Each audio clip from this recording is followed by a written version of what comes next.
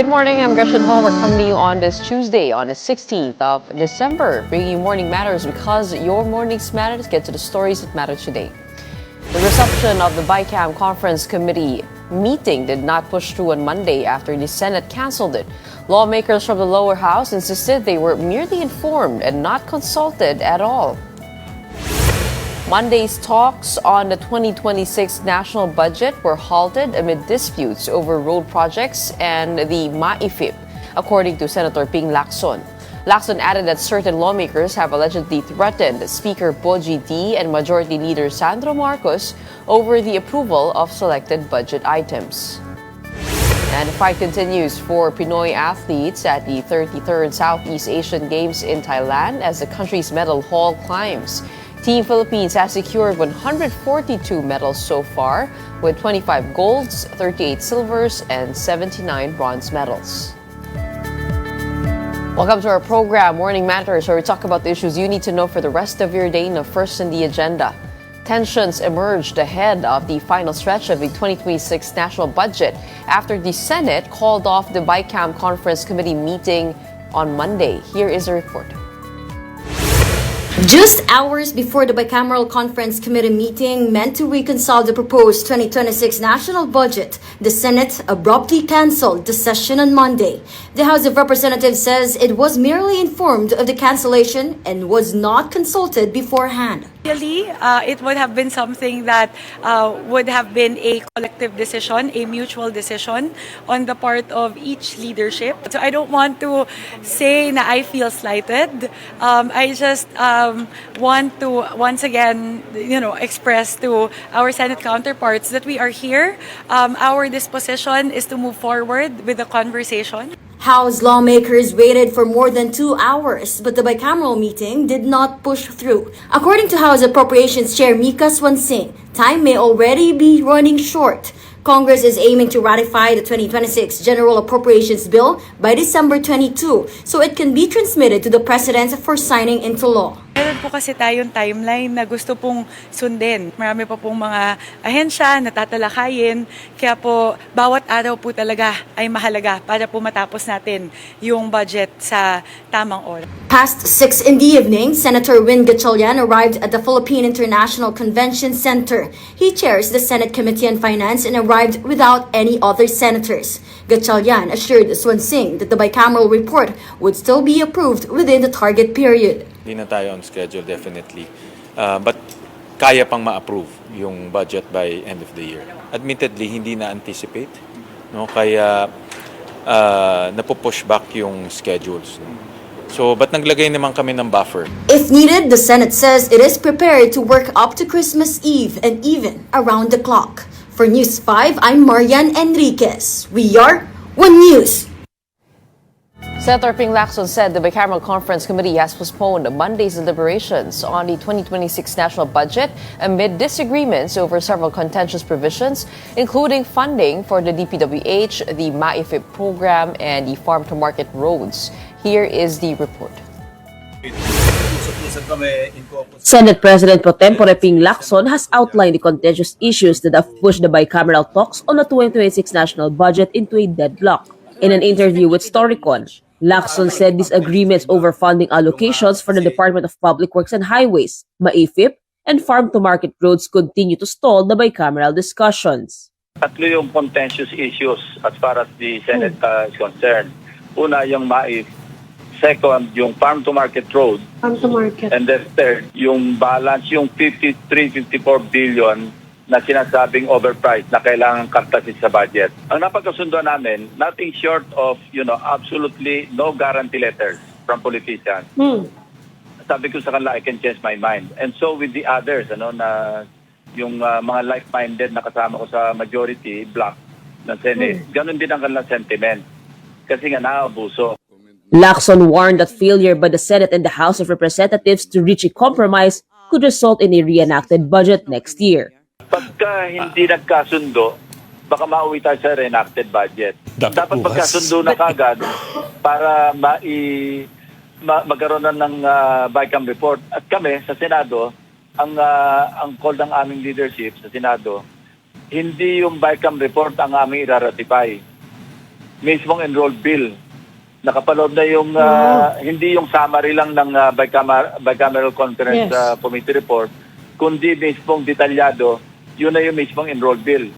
Meanwhile, Lacson called the move to invite DPWH Secretary Vince Dizon to attend the bicameral budget hearings unprecedented.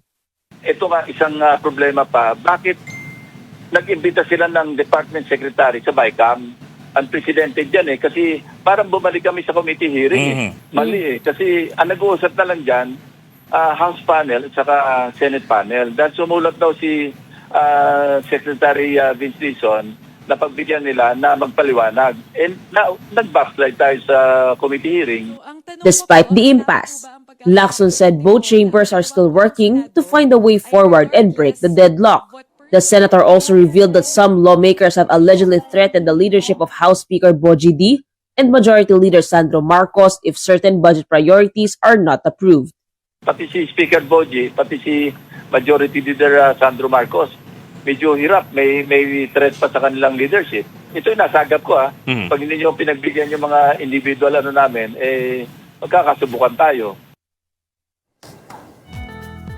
The Independent Commission for Infrastructure has wrapped up its hearings for the year. In its final session for 2025, the Commission called on AGA Party List Congressman Nicanor Briones and Budget Acting Secretary Rolando Toledo. Briones, who requested an executive session, said his name and integrity had been unfairly tarnished by what he described as baseless and unfounded accusations against him. Sa allegation ay Congressman Briones took this opportunity para po clear ang kanyang pangalan at to deny all the unfair and unfounded accusation against him by the spouses Diskaya. Nasabi naman po niya lahat na siya ay walang kinalaman at wala siyang alam sa lahat ng mga naging aligasyon laban sa kanya. Meanwhile, the palace was pressed on the president's pronouncement that several individuals linked to the flood control scandal could face jail time before Christmas.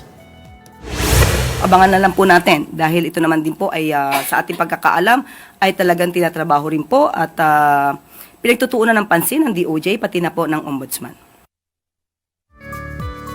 DPWH Secretary Vince Dizon conducted an inspection in Bulacan that's said to be the ground zero of the alleged ghost flood control projects. Dizon visited the Bulacan 1st District Engineering Office where hundreds of millions of pesos were allegedly divided among former officials.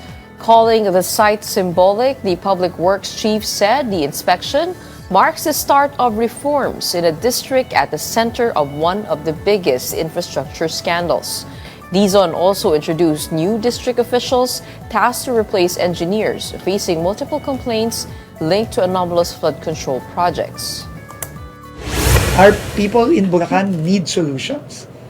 Yes, they want accountability, but they also need solutions because they are suffering every day for practically 6 months in a year because they're always flooded here. Don't go away. We got more matters to discuss after a quick break. Keep it here on One News.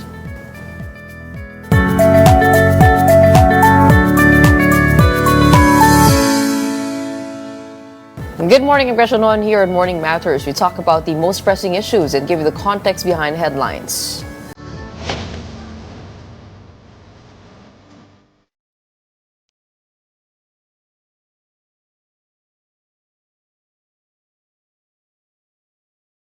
Project NOAA is set to receive a billion peso budget next year after the Bicameral Conference Committee approved its allocation under the 2026 General Appropriations Bill. The funding boost aims to strengthen flood control planning, with lawmakers saying Project NOAA should work closely with the DPWH to improve design and monitoring of flood control projects. The program under the UP Resilience Institute is known for producing hazard maps and flood simulations used by local governments for disaster preparedness. The billion peso allocation was sourced from funds earlier cut from the DPWH budget. To tell us more about their plans for this budget, we have Dr. Mar Lagmay, Executive Director of Project NOAA, joining us on Morning Matters today. Welcome back to the program. Hello, good morning. It's Gretchen. Okay, Doc, unang-una, no, Yes. I know there is an impasse over at the House of Representatives. So what's keeping you up awake at night? Is it the danger of having a reenacted budget and this 1 billion budget being slashed altogether? Or naiisip mo na ba anong gagawin mo dun sa ganong kalaking budget? I don't know. I leave it up to Congress to decide on that. But whatever happens, we will still continue with our work on helping the Filipino people. Our plans are just to, provide solutions, science-based and nature-based solutions to our flood resilience efforts. We do know that this project started back in 2012. And NOAA actually stands for Nationwide Operational Assessment of Hazards. We do know it more popularly for its hazard maps. But can you remind us, back in 2012 when this was formed, what was the big vision for Project NOAA under the DOST? Yeah, the instruction was to make a responsive program for disaster risk reduction.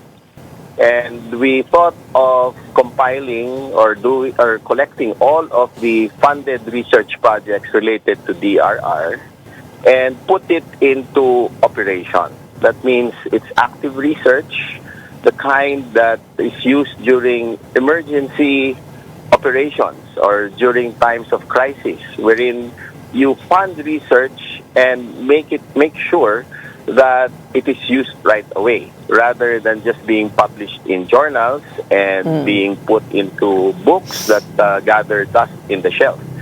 So we learn at the same time while doing the operations research, because we are embedded in government effort.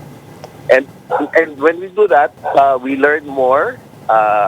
We actually try to learn the lessons from each and every disaster, because when we do that, we don't repeat the same mistakes, and that saves a lot of lives.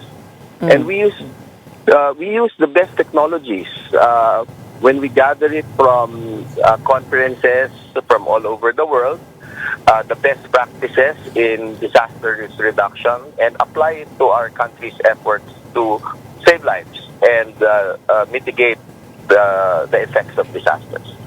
Okay. Pag sinabi nating Project NOAA, it is mainly a research body focused on gathering data. Tama ba? That is relevant to disaster response. The fact that the reason why it's called Nationwide Operations Assessment, Operation Assessment of Hazards is because we are doing operational research. And when we have new products, frontier science, and new technologies, we apply them right away because we are embedded with the efforts of government. We are able to test them right away. We are able to calibrate. We are able to learn. And if they work as they did in the past, we use them. The idea is to use them and apply it so that we can reduce the risk in future disasters.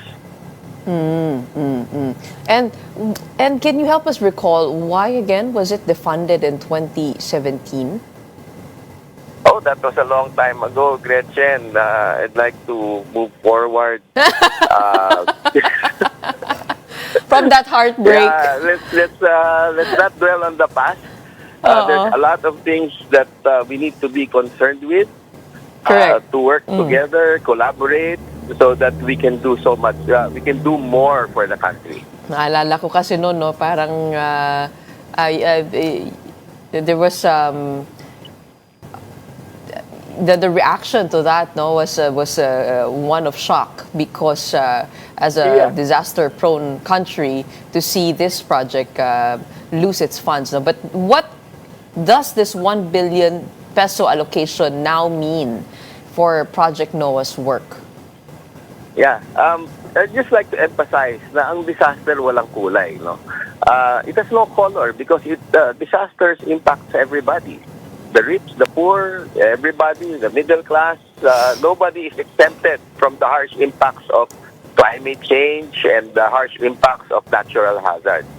What we intend to do is to may garble. May garble. But anyway, what we intend to do is to help with the efforts of government, particularly yung kontrabaha. Yesterday, we met at the First District Office of Bulacan.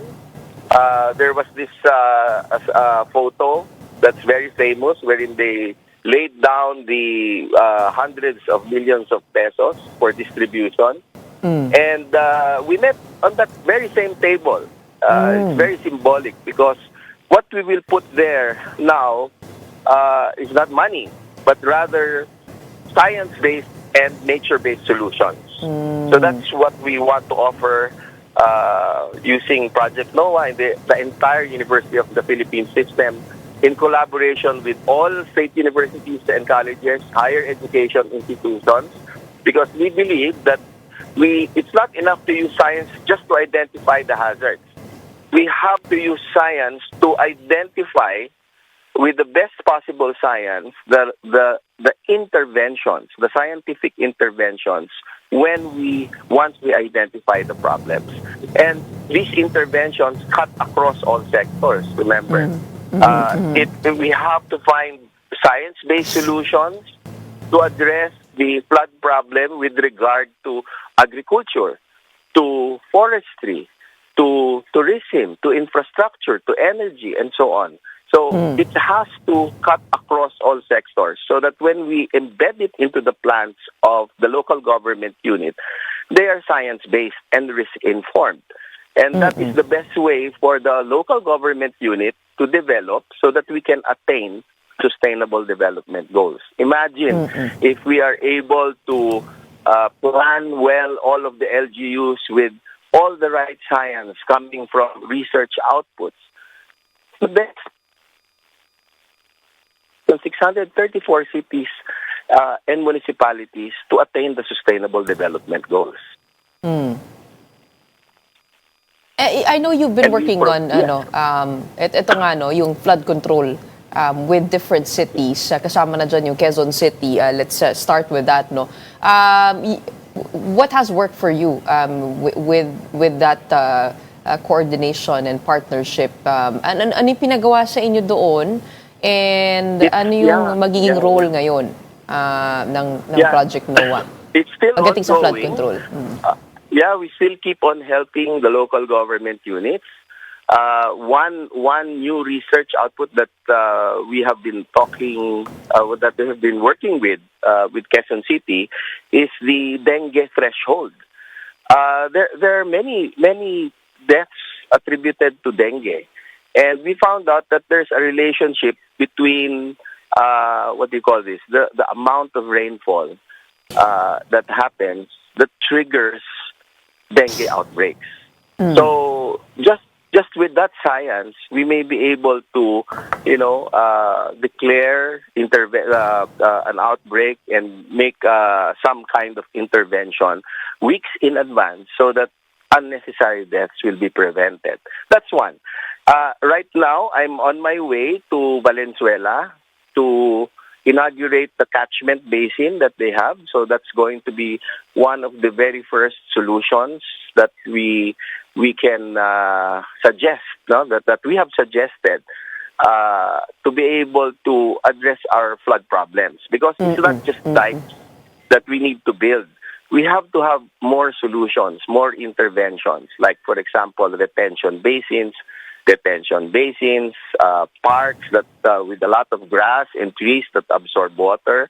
We can plant trees in the mountains, because in our study, in one watershed, if we were dealing with 11 million cubic meters, just planting trees to reforest the mountains, that will reduce the amount of water by 1 million cubic meters, just by restoring it to the year 1990. Add to that other interventions, like, for example, some kind of riparian zones, planting bamboos, planting trees in urban areas, bioswales, and so on. We identify, or we exhaust all possibilities. And then we find the residual risk, what we call as residual risk, yung hindi na kaya. That's when you build the dikes. So that's what we can offer to the efforts of government. And it started yesterday with the Bulacan meeting.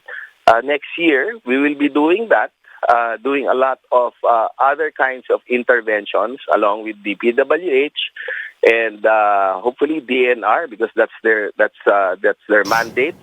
And we would like to invite everybody to help out so that there's this ownership in solving the problem. Because it's a problem of everybody, not just the government. That's correct. Are you looking to doing more of this kind of work na mas personalized style of servicing local governments? Because there are different topographies and needs per locality. So, ganun ba ang direksyon nitong Project NOAA? And with that, how are you looking to scale the whole group? Will you still be under the UP Resilience Institute with this new funding? Yeah, of course, yes. We want to remain with the University of the Philippines because there's a lot of expertise in the university. We have several constituent units and more than 20 campuses all over the Philippines. And we are the national university. And we can co-create knowledge with state universities and colleges. We can capacitate. And all of these SUCs, when they're capacitated, we want to be able to help them also try to get funds from the local government unit so that they can do their research, and their research outputs will be embedded into the local government plans. That's the basic idea, because we keep on saying science-based and whole-of-society approach, where you use the science to identify the floods. You must be able to have local research to address the problems specific to that community. I think it's the way to go, because if we are to use science, that's the best bet that we have to solve our. And with that 1 billion budget, how are you looking to spread the resources? Did you lobby for that 1 billion, that specific amount? It seems to be a huge amount, although kung titingnan mo, kung 2017 pa, pag spread mo, medyo delayed na ito, ano? Pero ano ang balak nyong gawin? How will you spread the resources for that? Yeah, but it's never too late, because disasters will be happening again and again, and it may become even worse because of climate change. So it's never too late. Yeah. So what we want to do is to be able to help out. We've been making that call for the longest time, and this time around, it was Congress who called us and asked us how much we needed to be able to help government. And we gave a list of what we want to do. It's like, what do you call it? A dream come true. So we were able to list everything that we wanted to do, and they funded it. So let's see what will happen. We've been doing this for more than 10 years, mapping the country using probabilistic multi-scenario hazard maps, which is required by law, by the way, since 2018. Year after year, it's a provision in the GAA. So we're going to do that for the entire country, and at the same time address the concerns of DPWH, what help they need, and be able to help also the the Oplan Kontrabaha program of government. So in terms of prioritization, ito pong flood control would take the number one spot, and the hazards. Go ahead. The flood. Of course, it's flood control. That's primary. We have to be able to do that. Of course, we have been doing other things as well. Remember, Gretchen, we have been working with international organizations like the United Nations International Office of Migration And we have been helping other countries already. We have been working with the ASEAN region, Philippines. Just a minute. Don't move. Don't move first. We have been working with region, working on displacement of people affected by disasters. We have been working with Vanuatu, with Fiji, and because of the work that we have been doing, it has been seen by the international community. Some other Pacific Island countries are very, very much interested, but currently we have been working with Indonesia, with Bangkok, with Thailand, Fiji, and Vanuatu. So that's the priority. We have to commit because we have committed already to the work that we have started. But now that we have this 1 billion peso project, of course, we will expand to be able to address all of the requirements needed by the country. Okay. I know it's been many years, no, since since what happened, the funding of this project. And I do understand na, syempre, meron din po kayo mga frustrations when disasters come. And so, what are the blind spots that you think that can be addressed with this injection of funding? And as we do know, pagdating sa datos, it can only be useful if the data is understandable, comprehensible, and actionable by the common Filipino and the common responder. And how do you hope to make that happen? Na maintindihan ng mga Pilipino yung datos na lumalabas mula sa Project NOAA. Yes, two things. First, we'll get science to do its work. Science means we have to open up the data set so that people can replicate the work that we do. We want to publish so that it's reviewed by peers in the international community. And we also want to use the arts and the humanities, because science, if it is not embraced by the people, is meaningless. So we want to create movies, we want to compose music that will be sung by children so that they learn it in a enjoyable way. And be creative in our work in trying to communicate the important lessons, the important information that Filipinos need to know. So it's not just about science, it's about communication as well, using all possibilities, the arts and the humanities, understanding the mindset of the Filipino people. We need psychologists, sociologists, anthropologists, everything, everybody that we can recruit so that we will be able to bring the information down so that science can be more effective. Hindi naman ho kayo magkakaroon ng overlap ng DOST in terms of mandate? Ang tingin ko wala namang problema doon. Remember, we had 475 billion allotted for flood control, which was canceled, right, for 2026.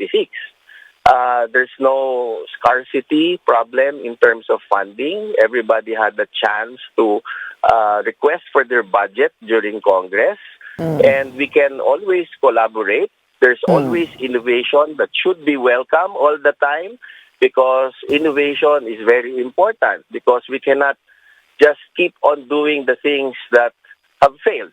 So with innovation and with new information, with new science, thinking out of the box, employing a lot of other methods, like using more the arts and the humanities to communicate the science, I think that will help, and I don't see any problem with that. I think it's all about collaboration, cooperation, and building things to be better, to become better for the Filipino people. Well, Doc Mahar, we're happy that finally your organization has gotten the much-needed funding. Naramdam na ramdam po namin yung inyong saya, parang pagka may proyekto tapos nabigyan ng budget, may budget na tayo, ganon po ang saya po ninyo, nararamdaman po namin. And we look forward to the developments under Project NOAA. May you continue to arm our frontliners with the data and science they need to respond proactively to Yes. disaster. Okay. Yes, Gretchen. Yes, Gretchen. With that 1 billion, I assure everybody that we will work with urgency, discipline, and full accountability so that every centavo of that 1 billion pesos will be put to good use. Well, we still have a disaster to deal with in front of us, and that is the Bicameral Conference Committee. Once it hurdles that, tuloy-tuloy na po ang saya na ito. Maraming salamat po, Doc Mahar Sige, Lagmay, maraming Executive salamat. Director Salamat, of Project Gretchen. NOAA, Okay. for spending time with us this morning. And coming right up, PLDT Enterprise introduces Smart Safe, marking the arrival of the country's first telco-enabled fraud management API suite. And we'll talk about this with Blum Spineda, Senior Vice President and Head of the Enterprise Business Group at Smart. When Morning Matters returns, keep it here on One News.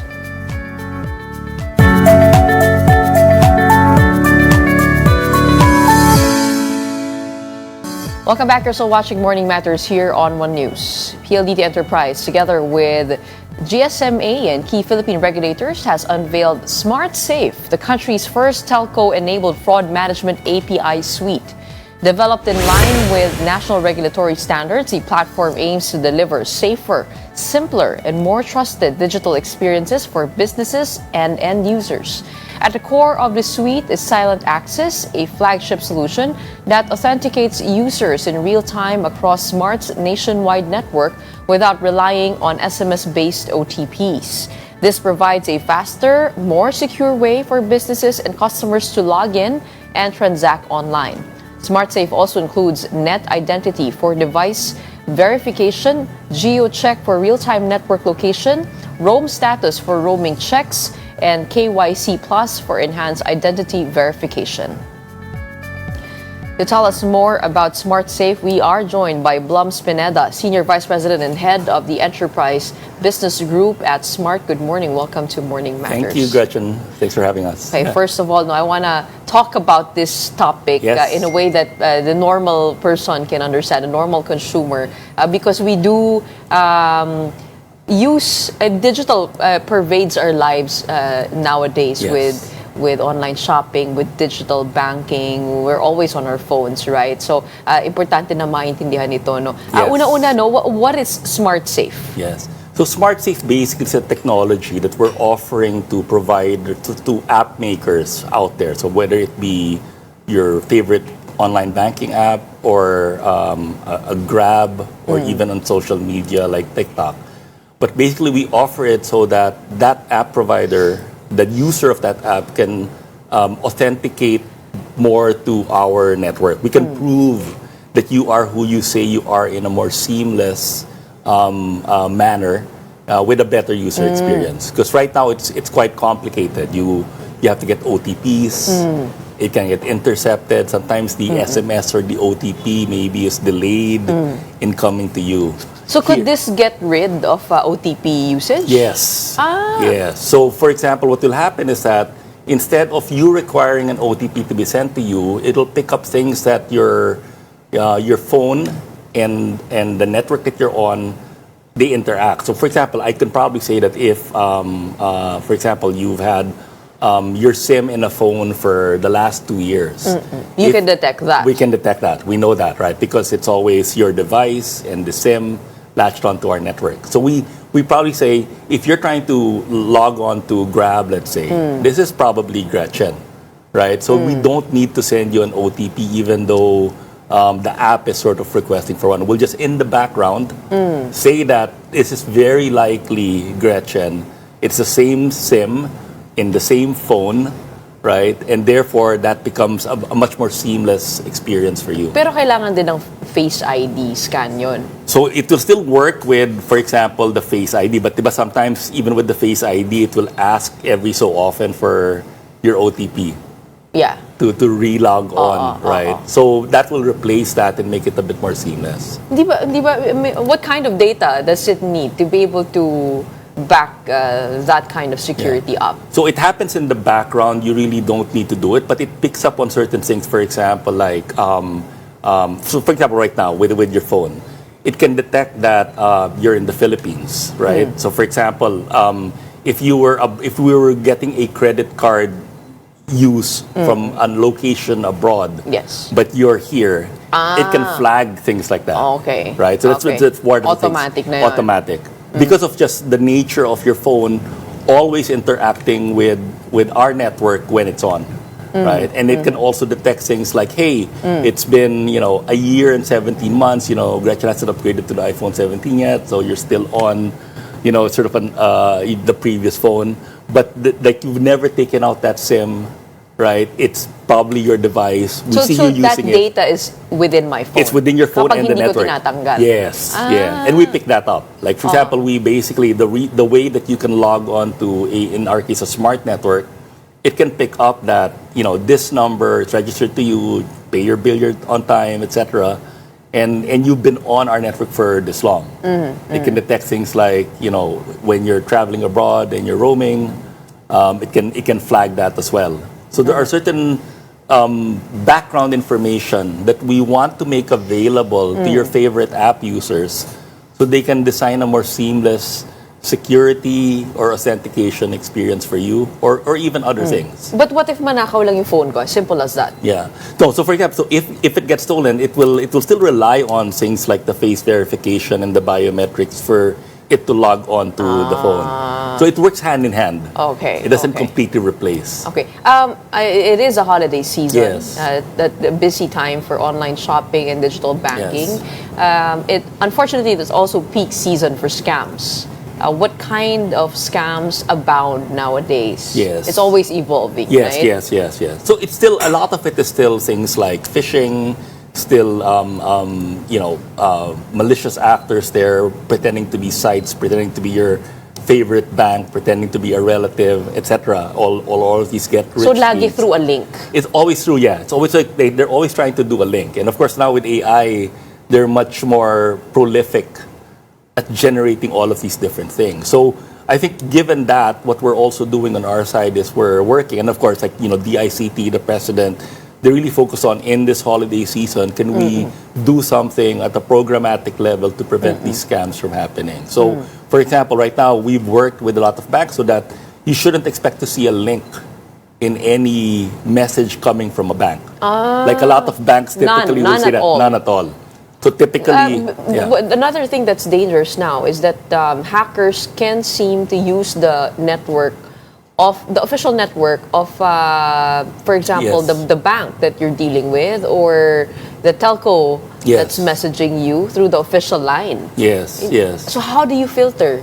So that's another more complicated thing, right? So again, for example, even with those things, if the banks always have rules, we have best practices out there where they will never ask for your personal information, your date of birth, etc. I think there's a lot of education. So for example, we've invested a lot in like a Be Cyber Smart program where it's a nationwide campaign that our public relations team runs around really best practices around staying safe. Because there are a lot of these actors. There are a lot of really creative ways. So ano ba yun? Para sa mga audience natin, una-una, never click links? Yeah, never click links, right? Unless it's from a really trusted source. What else? But in general, don't. Never share your personal information, right, online. If it seems too good to be true, it probably is a scam, right? So anytime where you go, hey, log on here and 50,000 pesos, right?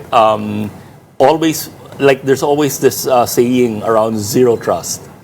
So unless, like, you can look the person in the eye and really verify that person's that. Like, so for example, if you get a message, call that. If it's a relative, quote unquote, asking for something, make the call. Ask them something that only they would know. Okay. Turn the tables a bit, right? So have your alert up. Especially if it's digital and you're not seeing the person. Especially if it's someone face-to-face. claiming to be someone and then it's a number you don't recognize. Like, why would they have that? I lost my phone, I'm borrowing someone's phone. Then call the person, try to figure out the voice. Well, speaking of zero trust, there are, of course, concerns. There will be always concerns about privacy.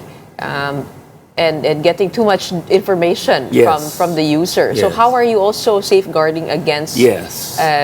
pervading or invading into the personal space of so the there's a lot. subscriber? I mean, so for example, that's where data privacy comes in. So for example, there's a lot of trust that consumers, subscribers place in their mobile network provider, right? And so with that comes, what do you consent to be shared with who at what time? So we follow a lot of strict rules around that in terms of what we're able to share. So for example, when the Smart Safe gets launched, there will probably be an agreement on the app side where they'll ask you, are you okay for us to ask your network? Right? It'll be in one of the long 10-page thing that you just scroll down and you agree to. Your terms and conditions. Yes, exactly. But it's really to get permission so that we can we make your experience safer? Can we work Okay. with Smart to make your experience safer? And how can this be experienced? How can Smart Safe be adopted?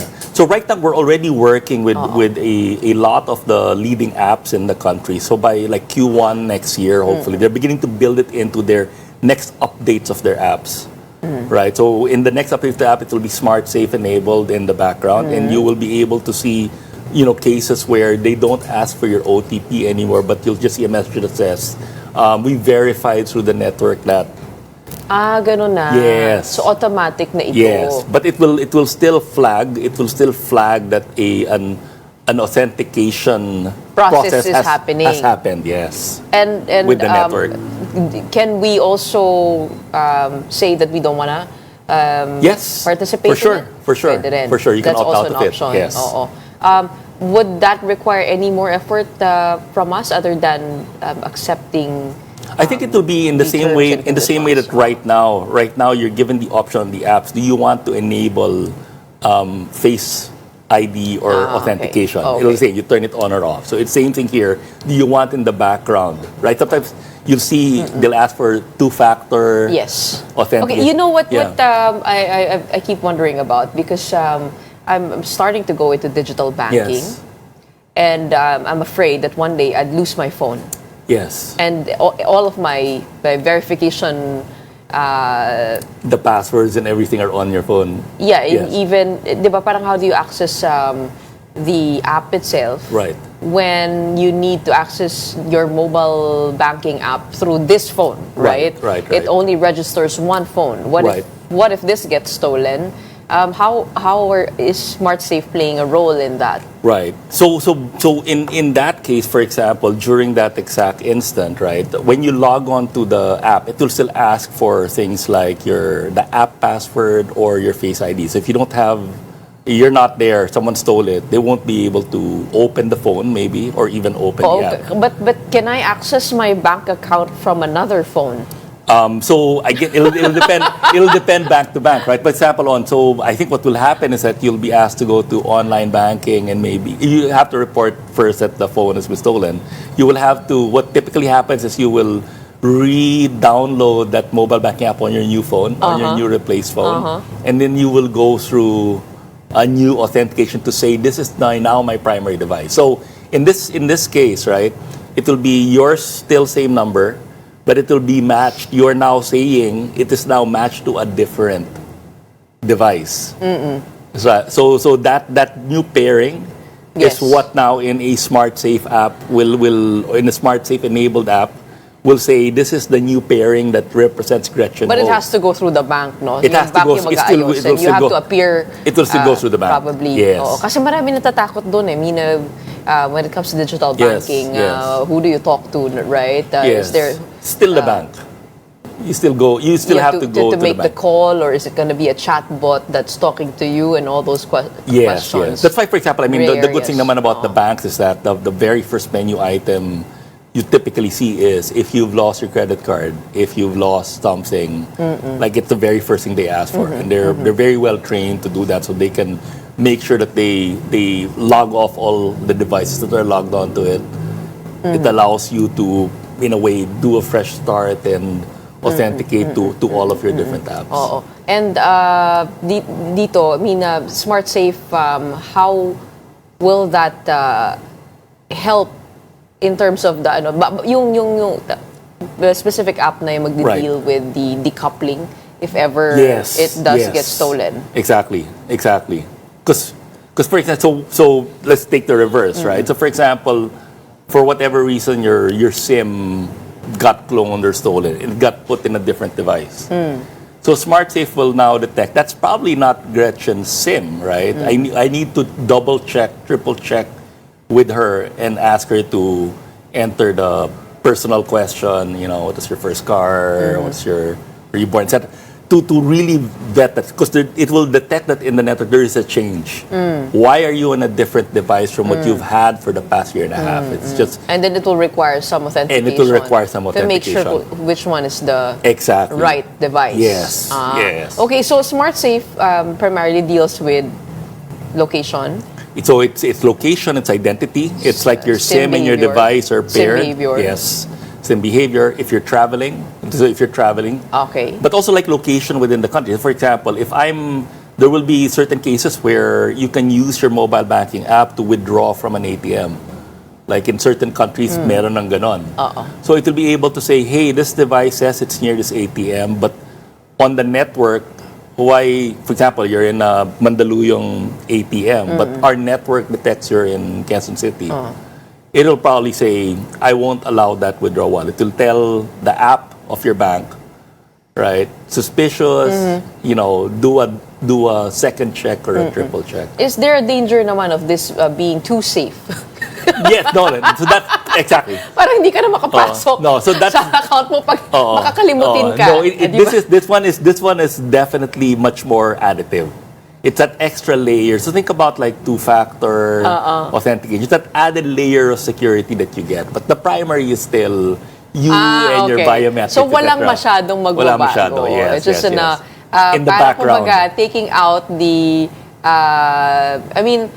taking out the obvious details, which is yung sa location, Yes. kapag nandito ka, pero sa iba yung nag-access, yung mga ganon. Flagging those extreme things. Okay. Yes. Okay. How do you at PLDT Enterprise envision the future of digital security and safety? For one, you've already mentioned doing away Yes. without OTPs. But have you somehow mapped out the future of where everything is going to go with everything going online?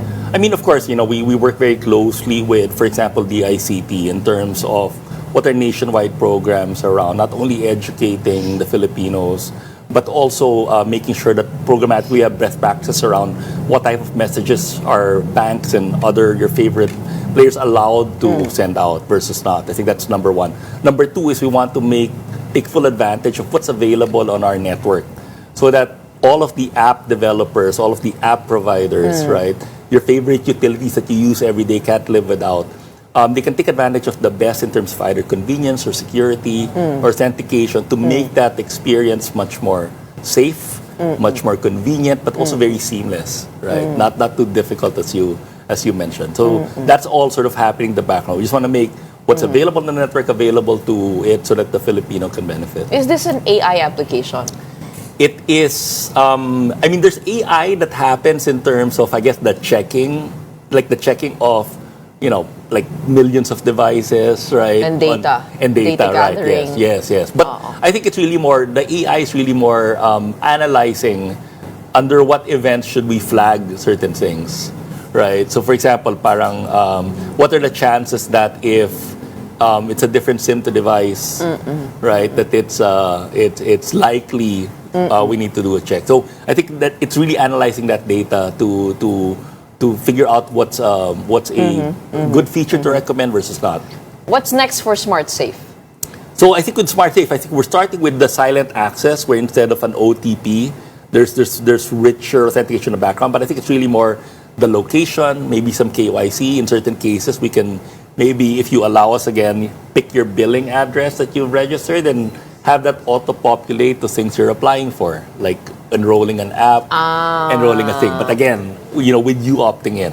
But at least, right, to that new app or that new utility or that new club you're joining, they know that, hey, this is a verified address because a postpaid bill goes to here, right? So I think there are things like that we're playing with. And again, the location stuff is It's there always as well. a balance, right? How much do you allow Yes. these apps to also work in the background for the sake of security and also convenience. Yes. Right? It's something that the digital citizens need to figure out for themselves. But how do you make sure that the data that you keep is So the subscriber is always in control of like their data. That's like principle number one.